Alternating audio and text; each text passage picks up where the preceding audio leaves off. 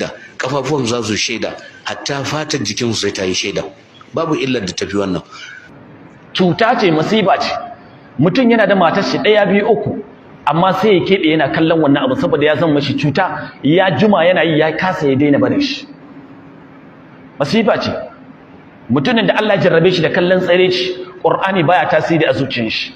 Duk yanda za a karanta Qur'ani ba zai tasiri a zuciyanka. Mutumin da ya tasirance da kallon tsiraici, babu yanda za a yi ya kasance ya zauna yana ambaton Allah ya abin na ratsa zuciyar shi, babu.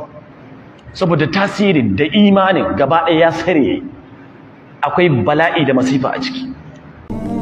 Wanda la'anta ce ke kan kallon tsiraici, rashin albarka, taɓewa, fushin Allah.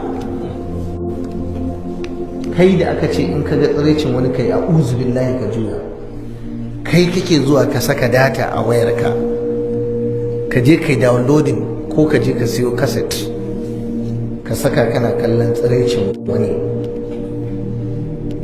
da ba za ka daɗe a duniya ba, ka kusa mutuwa. Idan ka kuskura inta, in ya ji ana bayaninta abin ya ishe shi, ya shiga damuwa. To akwai wanda sharaɗi ne kafin ya aure